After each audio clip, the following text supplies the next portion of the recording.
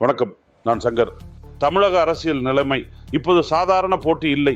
இது 3 முனை மோதல். தமிழகத்தில் அரசியல் சூழல் வேகமாக மாறி வருகிறது. ஒரு பக்கம் திராவிட முன்னேற்ற கழக அரசு, மற்றொரு பக்கம் அனைத்து இந்திய அண்ணா திராவிட முன்னேற்ற கழக கூட்டணி, 3வது பக்கம் புதிய சக்தி விஜய். 3 திசை போட்டி இப்போது உறுதியாகிறது. திராவிட முன்னேற்ற கழகத்திற்கு எதிராக அதிகார எதிர்ப்பு மனநிலை மெதுவாக உருவாகி வருகிறது. அண்ணா திராவிட முன்னேற்ற கழகம் பாரதிய ஜனதா கட்சியுடன் கூட்டணி உறுதி செய்யப்பட்டுள்ளது. விஜய் கட்சிக்கு சிறுபான்மை வாக்குகள் மாறும் சிக்னல் தெரிகிறது. இதன் அர்த்தம் என்ன? வாக்காளர்களின் மனநிலை இப்போது நிலைத்ததாக இல்லை. திராவிட முன்னேற்ற கழகம் சில முக்கிய பலங்கள் கொண்டது. வலுவான ஆட்சி புகழ் உள்ளது. நலத்திட்டங்களுக்கு மக்கள் ஆதரவு உள்ளது.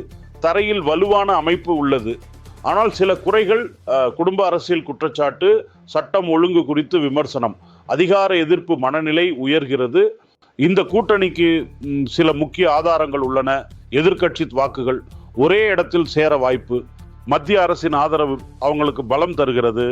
ஆனால் சில சிக்கல்கள், ஒரு வலுவான தலைமை கவர்ச்சி குறைவு, கூட்டணி குறித்து மக்கள் சந்தேகம், உள்ளக முரண்பாடுகள் இருக்கலாம். விஜய் அரசியல் வருகை ஒரு புதிய சக்தி, இளைஞர்களுடன் வலுவான தொடர்பு, பழைய அரசியலுக்கு எதிரான மனநிலை, மாற்றம் வேண்டும் என்ற மக்கள் எதிர்பார்ப்பு. ஆனால் சவால்களும் உள்ளன. ஆட்சியல் அனுபவம் இல்லை, அமைப்பு வலிமை இன்னும் குறைவு, தரையில் உண்மை நிலை தெளிவில்லை. பாரதிய ஜனதா கட்சி தேசிய ஆட்சியின் ஆதரவு பெற்றுள்ளது.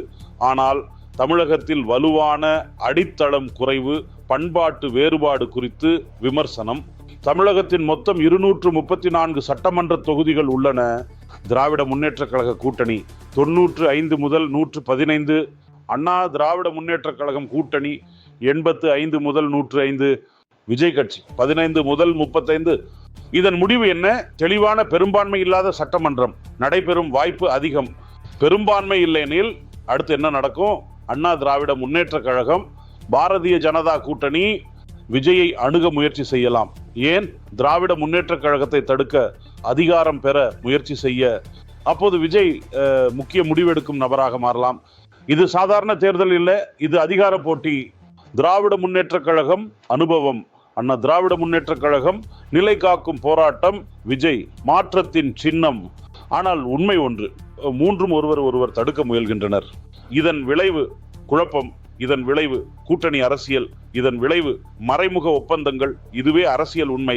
அதிகாரம் கொடுக்கப்படாது, அதிகாரம் எடுத்துக்கொள்ளப்படும். நான் சங்கர். தமிழக அரசியல் இப்பொழுதுதான் ஆரம்பமாகிறது. கவனமாக பாருங்கள்.